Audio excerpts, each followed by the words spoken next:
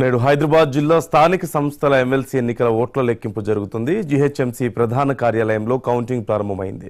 Counting కోసం ఏర్పాట్లు పూర్తయ్యాయి. మరో 2-3 గంటల్లో ఉత్కంఠకు తెరపడనుంది. మొన్న జరిగిన ఎన్నికల్లో 78.57% పోలింగ్ నమోదైంది.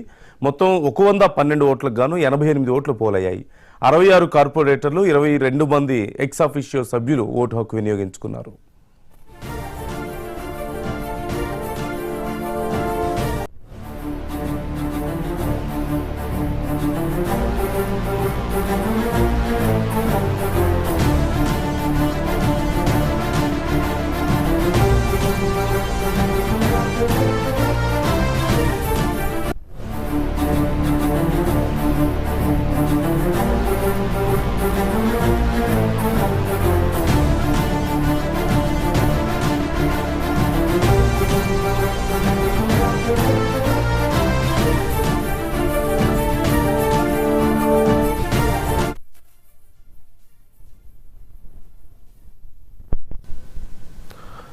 హైదరాబాద్ ఎమ్మెల్సీ ఎన్నికల్లో ఎంఐఎం గెలిచినట్లుగా తెలుస్తోంది. 63 ఓట్లతో ఎంఐఎం అభ్యర్థిగా మీర్జా రియాజ్ ఉల్ హసన్ విజయం సాధించారు.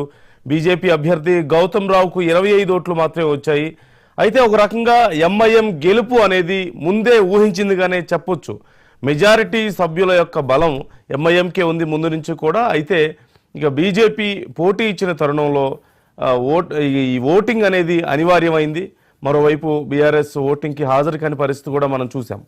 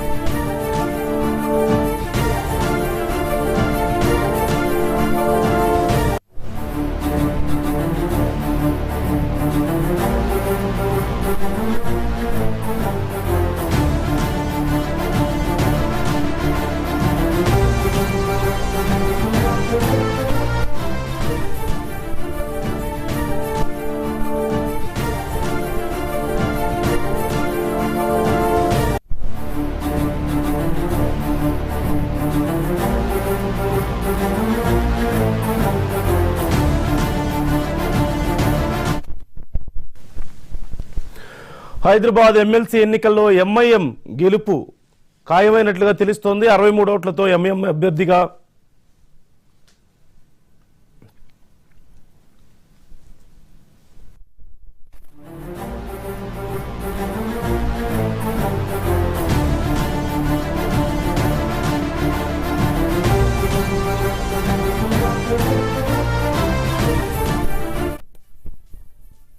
హైదరాబాద్ ఎమ్మెల్సీ ఎన్నికల్లో ఎంఐఎం గెలిచింది. 63 ఓట్లతో ఎంఐఎం అభ్యర్థిగా మీర్జా రియాజుల్ హసన్ విజయం సాధించారు. బీజేపీ అభ్యర్థి గౌతమ్ రావుకు 25 ఓట్లు దక్కినట్లుగా తెలుస్తోంది.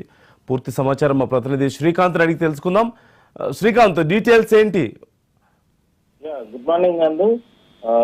స్థానిక సంస్థల ఎన్నికలు ఏదైతుందో హైదరాబాద్ సంబంధించిన లోకల్ బాడీ ఎమ్మెల్సీ ఎన్నికల్లో ఎంఐఎం పార్టీ తన కోటా ఓట్లు ఏవైతుందో వారికి ఉన్న 50 ఓట్లతో పాటుగా ఎక్స్ట్రా ఆఫీస్తో కలిపి కాంగ్రెస్ పార్టీ కూడా మద్దతు ఇవ్వడంతో 63 ఓట్లు లభించాయి. మొత్తం 88 ఓట్లకు గాను 63 ఓట్లు ఎంఐఎం అభ్యర్థి మీర్జా రియాజుల్ హసన్ కి 63 ఓట్లు వచ్చాయి. అదే బీజేపీ పూర్తి స్థాయి బలం లేకపోయినప్పటికీ మేము ఎంఐఎం కి ఏకగ్రీవంగా ఇచ్చేందుకు మేము ఒప్పుకోవడం లేదు.